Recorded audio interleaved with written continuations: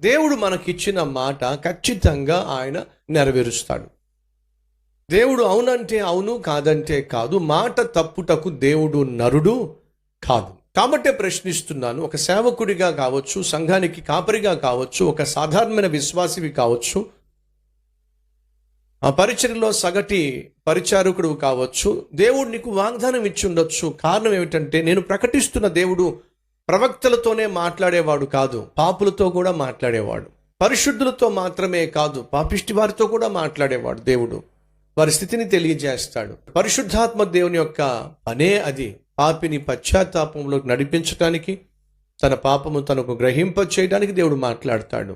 పాపిష్టి వాడితోనే దేవుడు మాట్లాడి వాడి పాపాన్ని గ్రహింప చేస్తున్నాడే పరిశుద్ధాత్మ దేవుడు. మరి పరిశుద్ధంగా జీవించే నీతో ఎందుకు మాట్లాడు?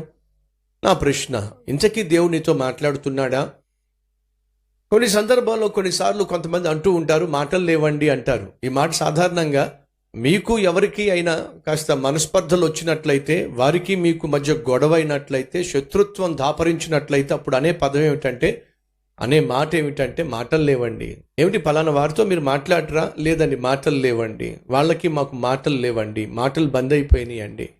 దయచేసి గమనించండి, భార్యకు భర్తకు మధ్య మాటలు లేకపోతే కుటుంబం కుప్పగూలిపోతుంది. పాఠాలు నేర్పించే పండితునికి, పాఠాలు నేర్చుకునే స్టూడెంట్కి మధ్య మాటలు లేకపోతే వాడు చదువు పాడైపోతుంది. ఉద్యోగం చేసే చోట ఉద్యోగం చేసేవాడికి, ఆ ఉద్యోగం ఇచ్చిన వాడికి మధ్య మాటలు లేకపోతే ఆ ఉద్యోగం ఊడిపోతుంది.